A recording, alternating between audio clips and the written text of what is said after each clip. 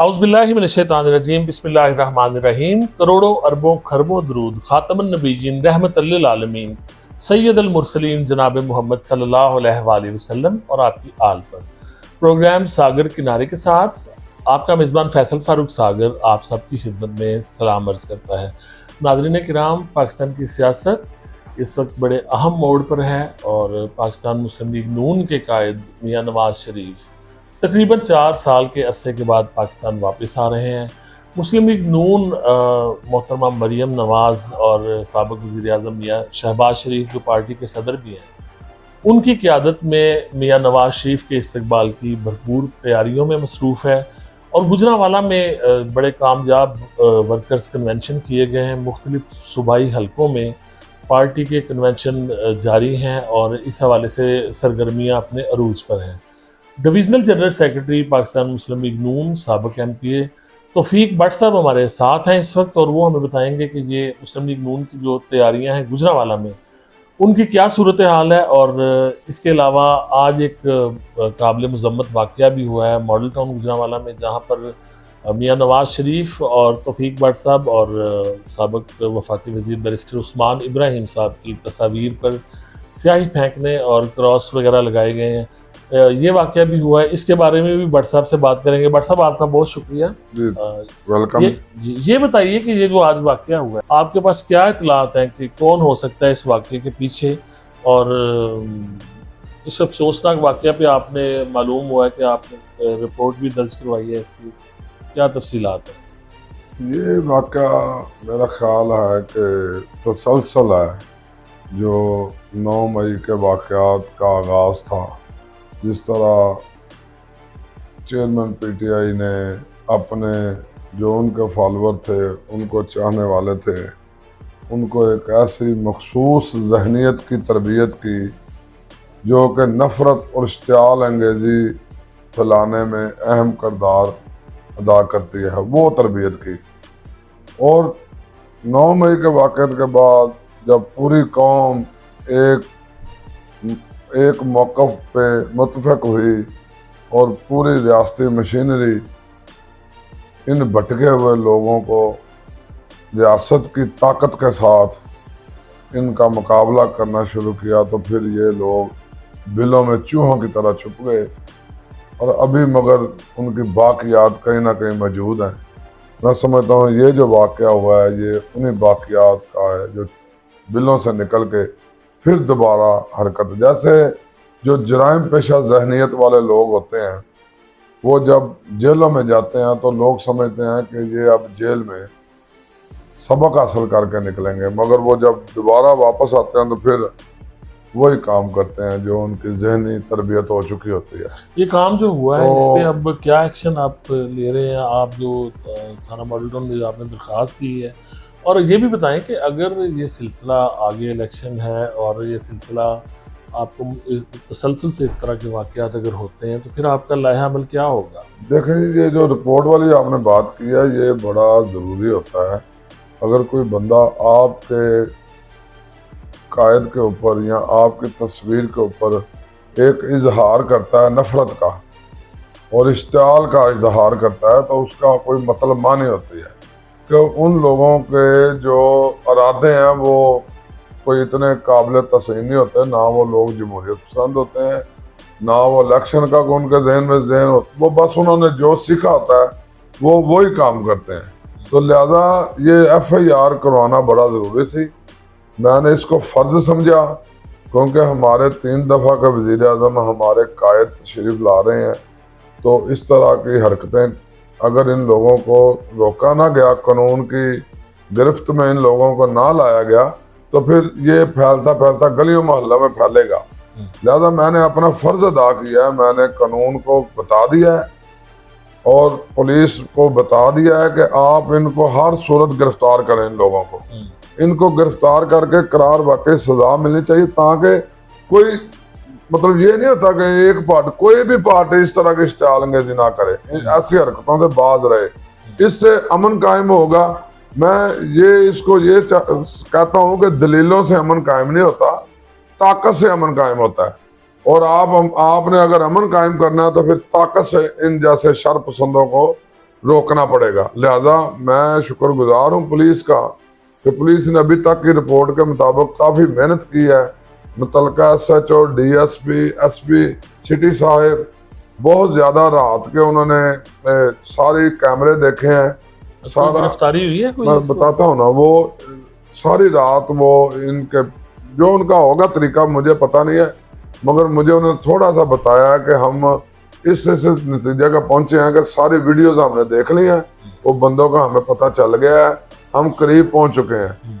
उन्होंने कोई मोटरसाइकिल भी देख ली है, वो मतलब पता नहीं जो भी थे वो पकड़े जाएंगे, मुझे उम्मीद है। अगर FIR ना कराएं तो फिर कौन पकड़ेगा इनको। लिहाजा वो फर्स्ट इंफॉर्मेशन रिपोर्ट दर्ज करवाने की एप्लीकेशन दे दी है, वो पकड़े जाएंगे, सामने आ जाएगी बात। पर सब ये जो तैयारियां हैं मियां नवाज साहब की वतन वापसी के हवाले से, आपने एक अच्छा बड़ा कन्वेंशन जो है वर्कर्स कन्वेंशन करवाया है, तो क्या कहना चाहेंगे? ये तैयारियां आप इनसे मुतमईन है और पब्लिक रिस्पांस जो आ रहा है, आप एक तरफ तो देखें लोगों के बहुत से मसाइल हैं, महंगाई ने लोगों की कमर तोड़ दी है, इस माहौल में सियासी प्रोग्राम करना, लोगों को दोबारा सियासी सरगर्मियों की तरफ लेकर आना वैसे भी एक मुश्किल टास्क है, तो कितनी कोई मुश्किल हो रही है आपको लोगों को बुलाते हुए अपने प्रोग्रामों में? नहीं, मुश्किल तो जो लोगों को, अवाम को मुश्किल है, मेरा ये ऐसा एडवांटेज है एक कि मैं उस तबके से ताल्लुक़ रखता हूँ जिस तबके को ये मुश्किलात हैं ना, वो मुझे भी हैं। मैं उस तबके से खुद आया हुआ हूँ, तो लिहाजा वो सारा तबका जो महंगाई की परेशानी में मुब्तला है, उनको इस बात का तो पक्का यकीन है कि ये हम में से है और हमारा भाई है, हमारे दरमियान रहता है, हमारे दुख सुख में हर वक्त शामिल रहता है। तो मेरा दुख और मेरा सुख उनका ही है, मेरी खुशी और मेरी गमी इस अवाम की है। तो आपको भी महंगाई महसूस हो रही है? हाँ, मुझे हो रही है जी। मैं क्यों इस बात को, मैं तो कहता हूँ कि मैं उनमें से हूँ और मुझे बाकियों का नहीं पता, मैं उनमें से हूँ। मैं ये अपना ये बात बड़ा डंके की चोट से कहता हूँ कि मैं निचले तबके से हूँ। मैं अपने आप को ना बड़े कद का कहता हूँ, ना बड़े तबके का कहता हूँ, ना अपने आप को कोई बड़ा लीडर कहता हूँ। मैं तो उनमें से हूँ, तो मुझे उनकी तकलीफ का एहसास और होता है अंदर से। लिहाजा यही वजह है कि जो आपने फरमाया कि सियासी सरगर्मियाँ करने में मुश्किलात पेश आ रही हैं, तो मैं इसका जवाब दूंगा कि मुझे नहीं आ रही पेश। कुछ लोग मुझे कहते हैं, मेरे बड़े काबिल एहतराम भाई कहते हैं कि बड़ा मुश्किल है बड़ साहब बंदे इकट्ठे करना, मगर मैं ईमानदार से कहता हूँ मुझे कोई मुश्किल नहीं लगता। कि मेरा जब दुख होता है, आप देखें ना, जब मेरे बेटे की जगह जिधर बैठे हुए हैं, इधर 4 क्रेनें आई थी और 200 पुलिस वाला आया था और डंडे सोटे असले लेके आए थे। उन्होंने आके जो चेयरमैन पीटीआई उस वक्त का हुक्मरान था, उनके हुक्म के मुताबिक सारी एडमिनिस्ट्रेशन, SP, DC, सारे CO कॉर्पोरेशन इधर मौजूद थे कि उन्होंने कहा था क्रेने मार के सारे को गिरा देना, मलिया मेट कर देना है। तो हुकूमत भी मारी नहीं थी, मुश्किलात का दौर था, ना कोई ताकत थी, तो 500-600 बंदा उन क्रेनों के आगे खड़ा हो गया था मेरा। तो फिर मैं इसलिए कहता हूँ अगर उस वक्त आ गए थे लोग, अपनी जान देने के लिए आ गए थे, तो मेरा बेटे का रिज़्क बचाया था, मुझे बचाया था, तो फिर ये जलसा तो मेरे लिए बहुत मामूली बात है। मैंने जलसा हजारों की तादाद में था, मैं दावा नहीं करता। ये जो मरियम नवाज साहिबा हमारी कायद है, हमारी लीडर है, हमारे कायद की बेटी हैं, उन्होंने एक दफा ट्वीट किया मेरा वो जलसा, मेरी तकरीर उसमें अपने ट्विटर पर लगाई, उसके बाद दूसरी दफा फिर किया 1 घंटे बाद, 2 घंटे बाद, और उसके ऊपर लिखा, पहले तो सिर्फ शेयर किया था ना, फिर उन्होंने उसके ऊपर लिखा ये हमारा MPA है, इस MPA के डेरे पर ये कन्वेंशन हुआ है और PP 63 का ये उम्मीदवार है। मुझे PP 63 का उम्मीदवार भी करार दे दिया मेरी कायद ने। तो मैं कहता हूँ she is very happy, she was very happy. मुझे ये कहा गया कि वो बहुत खुश थी। उन्होंने कहा था भट्ट साहब, आपकी गैदरिंग और आपका जोशो खरोश और आपका ये जो आतिशबाजियां और घोड़ों का डांस और लोग नाच रहे थे इधर, और इधर से लेके वो ऐसे हो रहा था जैसे बाबे पीर शाह का मेला लगा हुआ है, इस तरह का माहौल था। तो लोगों को उस वक्त ये, जब आप जिस तरह से कह रहे हैं, मैंने खुद भी कवर किया आपका जलसा, जोशो खरोश भी था। तो आप बताएं, मैं गलत कह रहा हूँ? आप दुरुस्त कह रहे हैं, लेकिन एक तरफ आपकी क़यादत को ये भी एहसास है कुछ लोगों के मसाइल का, पब्लिक की जो परेशानियां हैं, 1.25 साल पीडीएम हुकूमत भी रही है, तो इस महंगाई और इस गुर्बत से निकालने के लिए ये जश्न आपका ठीक है, आपका हक है, आपके कायदा आ रहे हैं, लेकिन इसके साथ साथ अब आपके पास क्या प्लान है कि लोगों को आप दोबारा से मुल्क की मईशत को अपने पाँव पर खड़ा करेंगे, लोगों का जो रोज़गार है उसको बेहतर करने के लिए, लोगों का लाइफस्टाइल बेहतर करने के लिए, उनका मेयार ज़िंदगी बेहतर हो, उन्हें उनके बच्चे अच्छी तालीम हासिल कर सकें, इन मसाइल की जानिब जो है उसके लिए भी आपका इलेक्शन भी सर पे है, तो उसके लिए क्या तैयारी की जा रही है? अच्छा जी, आपके सवाल का जवाब ये है कि एक ना सियाने बुजुर्ग कहते होते थे, उम्मीद ते दुनिया कायम है। कहते थे ना, उम्मीद ते दुनिया कायम है। अभी भी कहते हैं। ना सुने ना, अभी भी कहते हैं ना। तो हम ये कहते हैं, उम्मीद से यकीन तक, ये हमारा नारा है। पाक सर जमीन तक, ये हमारा नया नारा है। ये नया हमारा, और ये यकीन मतलब क्या है? मैं बता रहा हूँ, आपके सवाल का जवाब दे रहा हूँ। देखिए, अगर आपसे मुझे उम्मीद ना हो इस बात की कि आप जो मेरा इंटरव्यू चलवाएंगे और मेरी बात लाखों लोगों में पहुंचेगी, मुझे अगर ये उम्मीद हो कि सागर का 2 बंदों ने भी नहीं देखना, तो मैं कभी भी आपका इंटरव्यू ना दूंगा आपको। मैं आपको इंटरव्यू इसलिए देता हूं कि मुझे पता है सागर लोगों की नुमाइंदगी करता है, और इस आपके सागर किनारे बेहतरीन नुमाइंदगी करता है, गरीब आवाम की नुमाइंदगी करता है। लोगों के गटरों के ढक्कन भी आप रखाते हो सड़कों पे। सागर किनारे का ये काम, जो नहीं भी काम वो भी करता है सागर। इसलिए मैं कहता हूं कि नवाज शरीफ को लोग इसलिए पसंद करते हैं कि नवाज शरीफ ने इस मुल्क में सी पैक लाया हुआ है। नवाज शरीफ इस मुल्क में लोड शेडिंग का खात्मा करके रोशनियों का मुल्क नवाज शरीफ ने बनाया हुआ है। चिमनियों से धुआं नवाज शरीफ ने निकाला हुआ है। मोटरवेज नवाज शरीफ ने बनाई हुई है। जो बाहर की दुनिया का एक ख्वाब था, वो पाकिस्तान में वो ख्वाब शर्मिंदा तबीर नवाज शरीफ ने किया हुआ है। और पूरी दुनिया को ये पता है, जब IMF से छुटकारा की बात करते करते करते लोग थक गए थे, तो फिर नवाज शरीफ ने IMF को आखिरी प्रोग्राम देकर खैर बात कह दिया था। वो नवाज शरीफ था। मैं समझता हूँ कि मियाँ नवाज शरीफ के दौर में जितनी महंगाई कम हुई थी, पेट्रोल 60 रुपये लीटर था, वो नवाज शरीफ नीचे लाया था। महंगाई ये थी कि सब्जी 5-5 रुपए किलो सब्जी मिलती थी, और शहबाज शरीफ रोज मंडियों में लाइव कैमरे लगा के देखता था लोगों की महंगाई। अंडों का रेट पूछता था, टमाटर का रेट पूछता था। कहने का मेरा मतलब है कि नवाज शरीफ के अगर कारनामे गिनवाना शुरू करें, तो फिर यकीन है लोगों को यही है कि इसने किया था, मियाँ नवाज शरीफ ने किया था। अब इस वक्त जितने लीडर है ना, सब काबिल एहतराम है। जो दहशतगर्द हैं उनका भी चेहरा बेनकाब हो गया है, जो झूठे वादे करते हैं उनका भी चेहरा बेनकाब हो गया है। तो बाकी जो बड़े काबिल एहतराम लोग हैं, मैं उनको भी चैलेंज करता हूँ, पीपल्स पार्टी को भी चैलेंज करता हूँ। सिंध में कोई लोगों को उम्मीद नहीं है उनके, क्योंकि उन्होंने कभी डिलीवर ही नहीं किया अभी तक। मैं एहतराम से कहता हूँ, ये राय है ना हमारी, मैं उनके खिलाफ नहीं कर रहा, वो भी अपना इख्तलाफ कर सकते हैं। इसलिए PTI की हुकूमत आई, उन्होंने भी कोई डिलीवर नहीं किया, एक कारनामा अपना नहीं बता सकते। इसलिए लोगों की उम्मीद टूट गई हुई है, लोगों को यकीन नहीं है। पहले उम्मीद होगी तो फिर यकीन होगा ना। नवाज शरीफ पे लोगों की उम्मीद है, मेरा ये दावा है। आप जो सवाल कर रहे हैं उसका जवाब यही है कि उम्मीद से यकीन तक इंशाअल्लाह ताला नवाज शरीफ को इस महंगाई के खात्मे के लिए आप आगे लाएं। इस मुल्क की तरक्की के लिए जो इन्होंने तबाही की है, उसको एक अच्छा मुल्क बनाने के लिए, पाकिस्तान को जैसे ख्वाब था एशिया का टाइगर बनाने के लिए, लोगों को ये उम्मीद है कि मियाँ नवाज शरीफ आएगा तो ये मुल्क तरक्की की सड़क पर चढ़ दौड़ेगा। फिर जैसे मतलब पिछले दौर में 3-4 साल में जो कर्जे चढ़ गए, जो महंगाई का जो प्लान किया गया, उसको फिर इंशाल्लाह ताला नवाज शरीफ आके इंशाल्लाह ख़त्म करेगा। मीनार पाकिस्तान बहुत बड़ी जगह पे आपने जलसा रख लिया है, और आप ज़ाहिर है कि ऑर्गेनाइजिंग कमेटियों में काम करते रहे बतौर वर्कर। आपको पता है कि इस जगह को भरना, पंडाल को आसान नहीं है। तो लगता है कि आपके कारकुनान, पार्टी रहनुमा उधर मीनार पाकिस्तान पे लाखों का जलसा कर सकेंगे? मैं बताता हूँ आपको। देखें, हमारे जो कारकुन है ना, इस दफा मैडम मरियम नवाज शरीफ जो है ना वो बड़ा ही वेल ऑर्गेनाइज तरीके से इस जलसे को मैनेज भी कर रही हैं।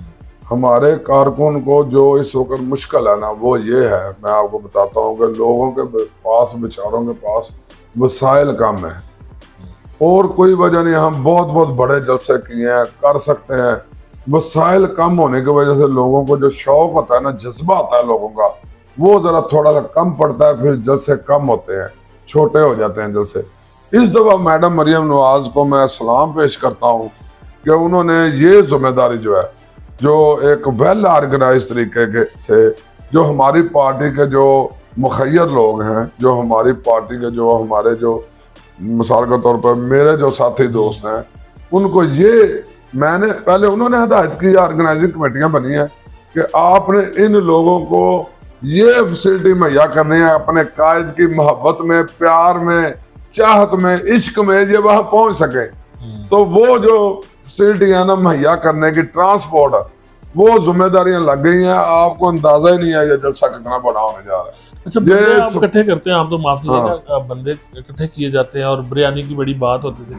इस दफा आपका मैंने जलसा देखा है जो आपने करवाया है, जो वर्कर्स कन्वेंशन था लेकिन जलसा बन गया, उसमें आपने कुछ खिलाया पिलाया ही नहीं। हम इतने घंटे इधर बैठे रहे और जैसे आए वैसे ही चले गए। आप तो मेहमान नवाजी से भी गए हैं, आपका अपना भी माशाल्लाह मैरिज, लेकिन आपने कोई तवाज़ो नहीं किया। अच्छा, इसकी क्या वजह है? ईमानदारी की बात है।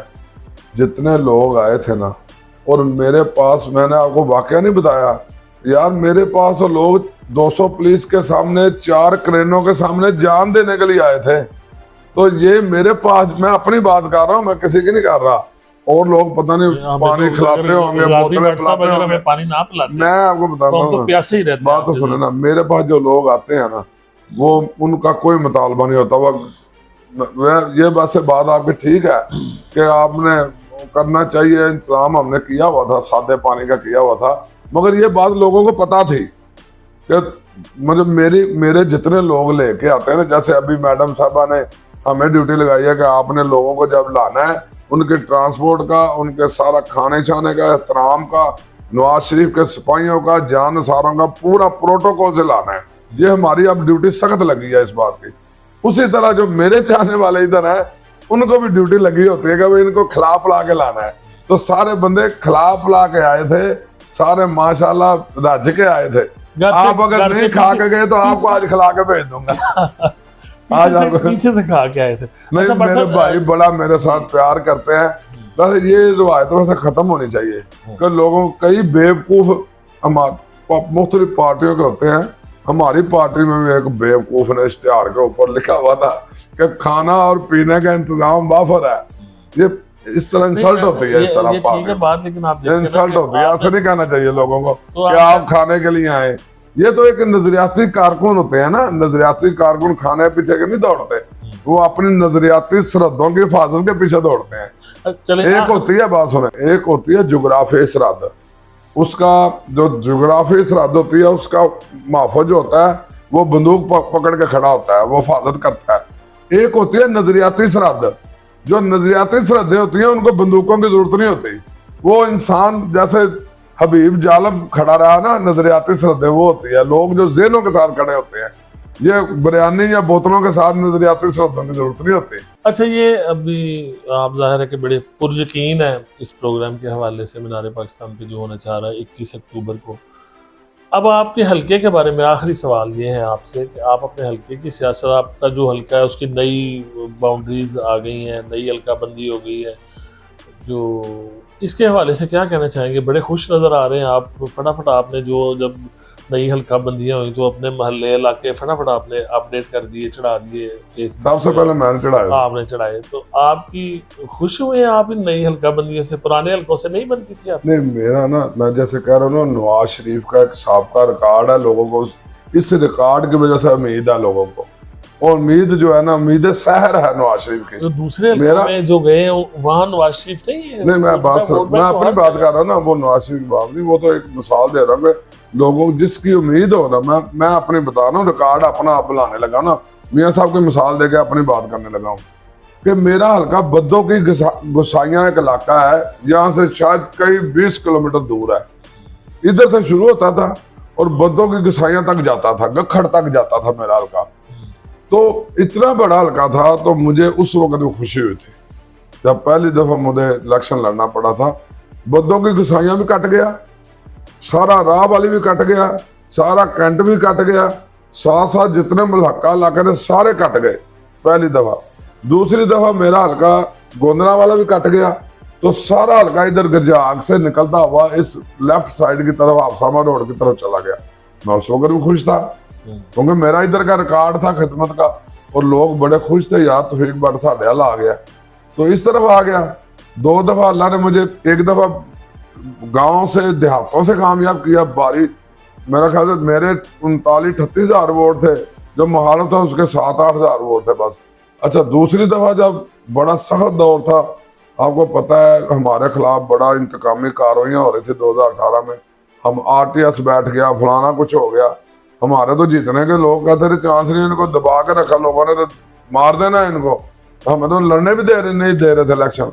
तो दूसरी दफा भी 18-19 हजार से अल्लाह ने कामयाबी दी, और तकरीबन 50 हजार के करीब वोट लिए, और इस इलाके से शहर से कामयाब हो गया। यही इलाका है।